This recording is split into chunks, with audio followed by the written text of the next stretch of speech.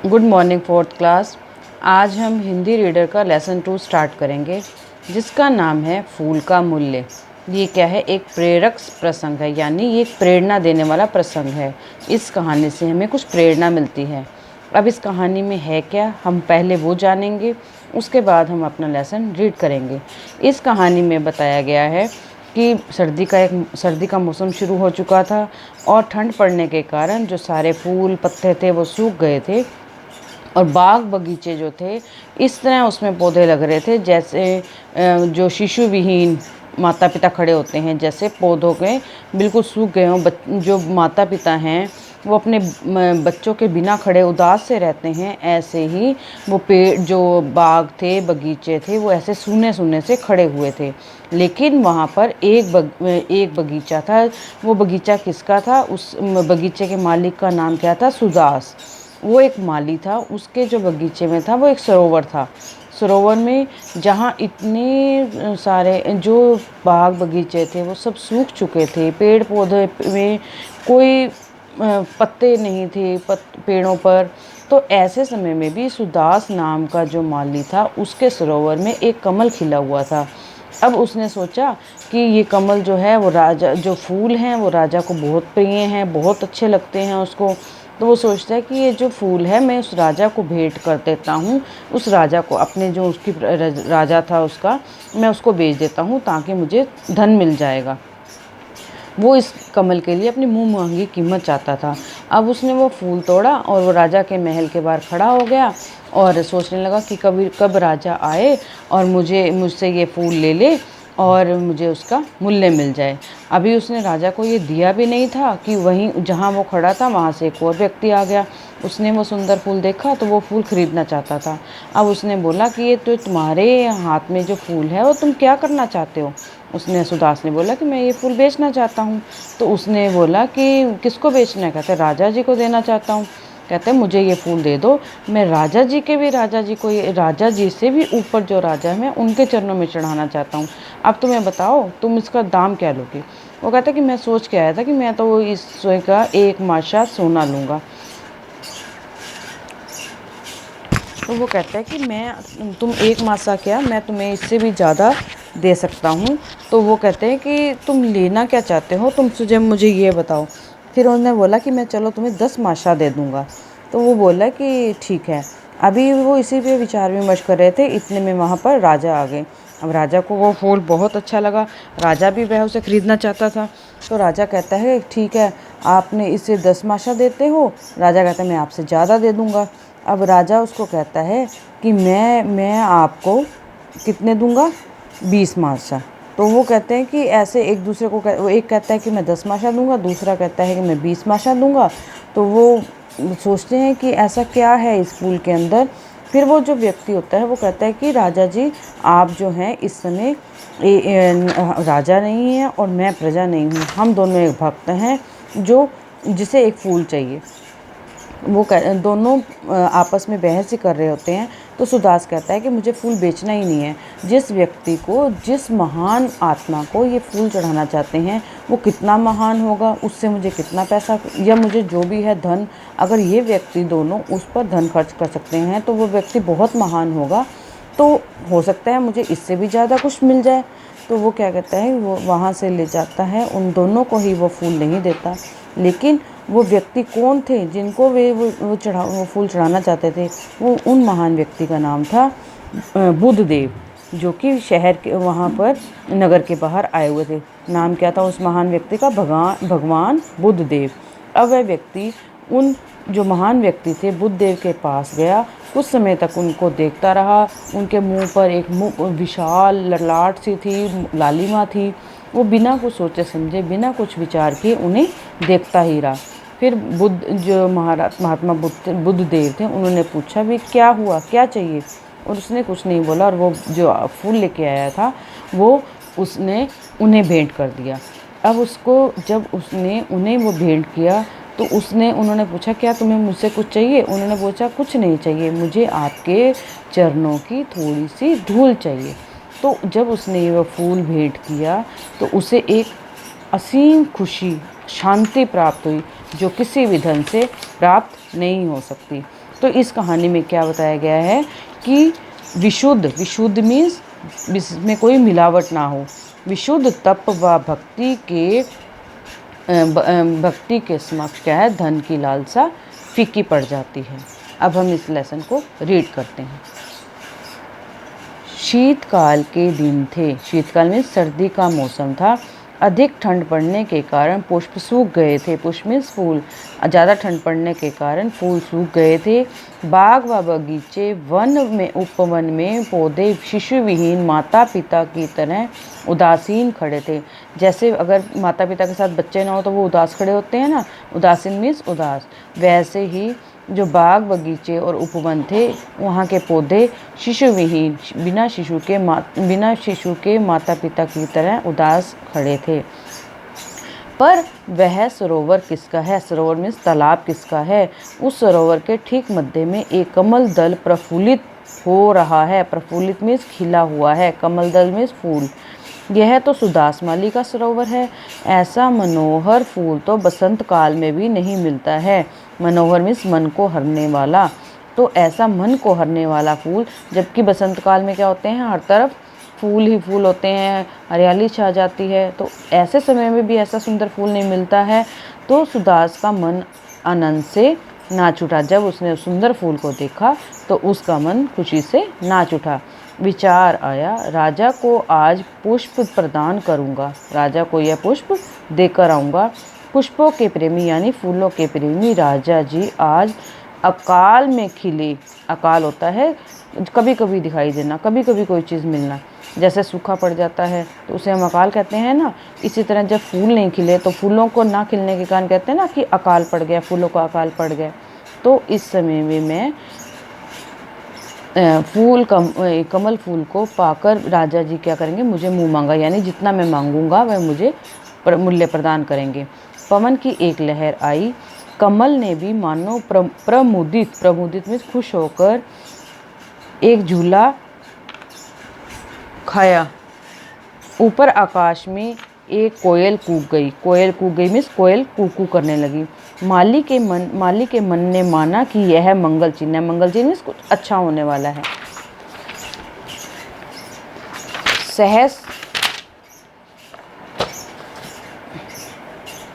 सहस्त्र दल कमल फूल को लेकर सुदास माली राजमहल के सामने प्रतीक्षित नैनों से खड़ा है। प्रतीक्षित इंतजार करते, नैनों में आँखें। तो वो कमल दल को लेकर राजा की इंतजार में खड़ा हुआ है। राजा जी को समाचार भिजवाया है, बस थोड़ी ही देर में राजा जी बुलाएंगे। मन ही मन माली मोद मना रहा था। मोद में प्रसन्नता, खुशी मना रहा था। मूल्य का अभिलाषी मीन्स इच्छा, सदा बड़े यत्न से फूल की रखवाली में लीन था। यत्न मीन्स कोशिश। वह फूल की उसको था ना कि मुझे अच्छा मूल्य मिल जाए, वो इस चाह में फूल की बड़े आराम से बड़े देखभाल कर रहा था। फूल पंखुड़ी में से एक भी तुषारकण मीन्स ओस के कण उसने गिरने नहीं दिए। इसी बीच राजपथ से एक पुरुष इधर आ रहा था। कमल फूल निहार मीन्स देखकर पुरुष समीप आ गया। सुदास से पूछने लगा, फूल बेचना है? राजा जी के चरणों में प्रस्तुत करना चाहता हूँ। सुदास ने संक्षिप्त सा उत्तर दिया। संक्षिप्त में छोटा सा उत्तर दिया। मुझे यह फूल राजाओं के भी राजा के श्री चरणों में चढ़ाना है। श्री चरणों में पैरों में। भगवान तथागत पधारे हैं, बोलो क्या दाम लोगे? मैं भी आज एक माशा स्वर्ण की आशा लेकर निकला हूँ। स्वर्ण में सोना, कि मैं भी एक माशा सोने की आशा लेकर निकला हूँ, मुझे स्वीकार है। अब उस व्यक्ति ने क्या बोला कि मुझे स्वीकार है, मुझे मंजूर है। इतने में मंगल वाद्य बज उठे, शहनाइयाँ गूंज उठी, कुमकुम और चंदन का थाल सजाए गीत गाता हुआ रमणियों का वृंद इधर उधर से ही चला आ रहा था। राजा प्रसेनजीत चलते हुए भगवान बुद्ध देव के दर्शनों के लिए निकले थे। राजा का क्या नाम था? प्रसेनजीत। और वो कहाँ जा रहे थे? भगवान बुद्ध देव के दर्शनों के लिए निकले थे। नगर के बाहरी प्रांत, बाहरी मीन्स बाहर प्रांत में प्रभु गौतम पधारे थे। कमल फूल निहार कर मीन्स देख कर राजा जी हर्षित हुए। हर्षित मीन्स खुश हुए। सोचने लगे, प्रभु के पूजन के लिए आज पुष्प की कमी थी, वह भी पूरी हो जाएगी। यानी वो उनके चरणों उनसे मिलने के लिए जा रहे थे, तो उनके पास फूल नहीं था, तो वह सोचने लगे कि एक फूल की ही कमी थी, वो भी आज पूरी हो गई। राजा जी ने पूछा, सुदास फूल का क्या मूल्य लेगा? महाराज, फूल तो इस सज्जन ने ले लिया है। सुदास ने अब राजा से क्या उत्तर दिया कि आपसे पहले ही जो सज्जन है इसे खरीद चुके हैं। किस कीमत पर? 1 माशा स्वर्ण पर।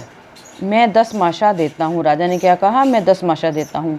राजा जी को माथा नवाकर वह सज्जन बोला, सुदास मेरे 20 माशे। अब राजा ने 10 बोले तो वो दूसरे व्यक्ति ने कितने बोले? 20 माशे। राजा जी का चेहरा कुछ उतर गया, उनका हृदय कुछ विषण हो गया, विषण में दुखी हो गया। इतने में वह सज्जन बोला, महाराज आप और मैं आज भगवान बुद्ध के दर्शन करने के लिए निकले हैं। इस पुष्प के लिए आप और मैं राजा प्रजा के रूप में नहीं खड़े हैं, 2 भक्तों के रूप में उपस्थित हैं। बुरा न मानिएगा राजन, आप भक्ति के प्रवाह में दुनियादारी की मर्यादा नहीं मानना चाहते हैं। सिमतापूर्ण मिठास भरी वाणी में राजा जी ने कहा, भक्तजन मैं राजी हूँ, प्रसन्नतापूर्वक मांग प्रस्तुत करो। तुमने 20 माशा कहा है तो मेरा 40 माशा। तो मेरे भक्त इतना बोलने ही वाले था, सुदास बोल उठा, क्षमा कीजिए राजन, क्षमा करो हे भक्तजन, मुझे यह कमल फूल बेचना नहीं। इतना कहकर माली वहाँ से चलता बना। अब माली ने उन दोनों को क्या कह दिया कि राजा आप भी मुझे माफ़ करें और जो आप भक्तजन हैं वो आप भी मुझे माफ़ करें, मुझे आप दोनों को ही फूल नहीं बेचना है। दोनों भक्त विस्मय भरी नज़रों से देखते रह गए। विस्मय मीन्स हैरानी, चिंतित। सुदामा माली फूल लेकर नगर के बाहर आया, एकाकी खड़ा हुआ। एकाकी मीन्स अकेला खड़ा हुआ, विचारों में विलीन मीन्स खो जाना, खोया जा रहा था। अब वो सोच रहा है, जिस बुद्ध देव के लिए वे भक्त लोग इतना द्रव्य खर्च करने के लिए तैयार हैं, द्रव्य मीन्स धन, वह पुरुष स्वयं कितना धनवान होगा, कितना महामना होगा। उसी के चरणों में यह पुष्प अर्पित कर दूंगा तो मुझे ना जाने कितना द्रव्य मिलेगा।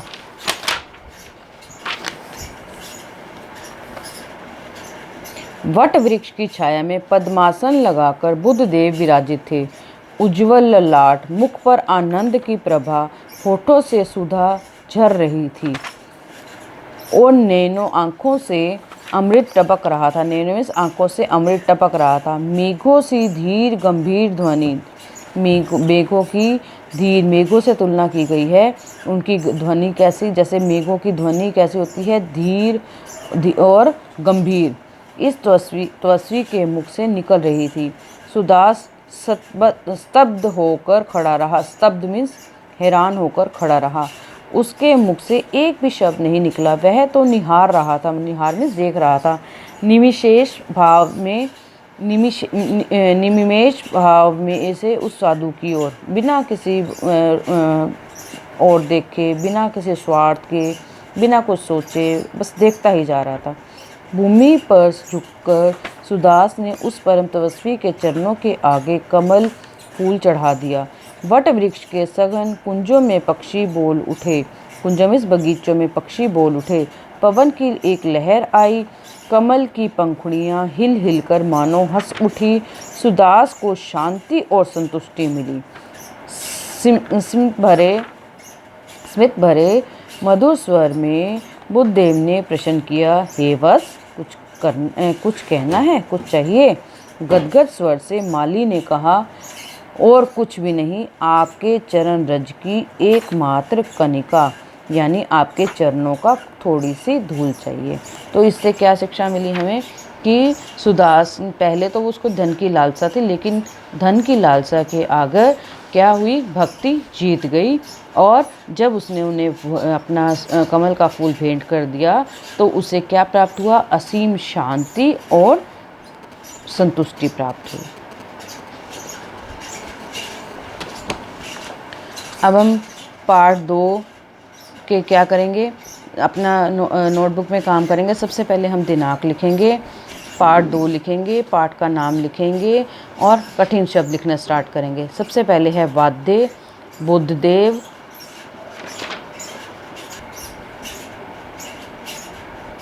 कठिन शब्द करेंगे वाद्य, बुद्धदेव, प्रांत, पद्मासन, बाहर्य, कनिका, यतन, तुषारकर्ण, प्रतीक्षित, वृक्ष, स्तब्ध, सिमतपूर्ण, प्रफुल्लित, विष्ण, विलीन, प्रमुदित, स्वर्ण, संक्षिप्त, विस्मय, कनिका।